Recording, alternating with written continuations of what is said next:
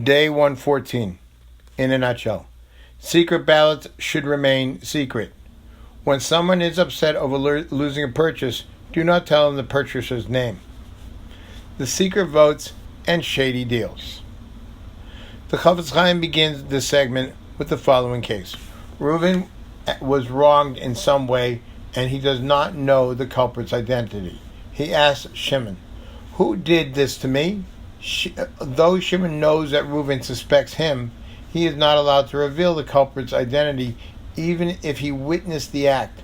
All he can respond is, "I didn't do it." Of course, in a case where the 5 conditions of day 107 have been met, Shimon would be permitted to reveal the person's identity.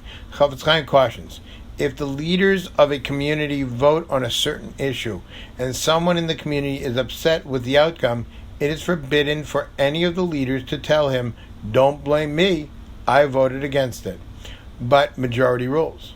This is rechilas, for it may allow the person to deduce who voted in favor, and he will feel anger towards them. Such votes should be kept confidential. Chofetz Chaim then bemoans a tragic situation that should never happen. A peddler brings merchandise to town, and many are interested in purchasing his wares. One man picks up an item he wishes to buy and tells the peddler, "I don't have any money with me. Please put this aside and don't sell it to anyone. I'm going home to get money." The peddler agrees to hold the merchandise for him. The customer returns with his money later that day. The peddler tells him, "So-and-so came along and begged me to sell that item. I didn't want to, but he was so insistent. He threw the money on the counter and practically forced me to sell it to him. I didn't want to get into a fight with him, so I gave in and let him buy it." Assuming the peddler's account is true, he would still have been guilty of speaking rechilas.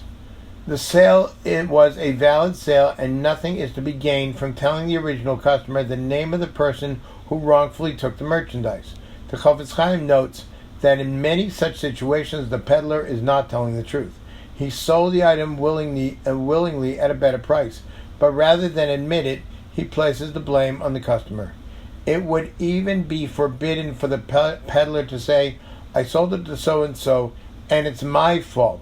I knew he would give me more money, so I didn't tell him that I already agreed to sell it to you." Chofetz Chaim says that even in this case, the original customer may feel ill will towards the man who bought what rightfully should have been his. Again, in a nutshell, secret ballots should remain secret, and when someone is upset over losing a purchase, do not tell him the purchaser's name. Have a wonderful day. Day 114. In a nutshell, secret ballots should remain secret. When someone is upset over losing a purchase, do not tell them the purchaser's name. The secret votes and shady deals. The Chofetz Chaim begins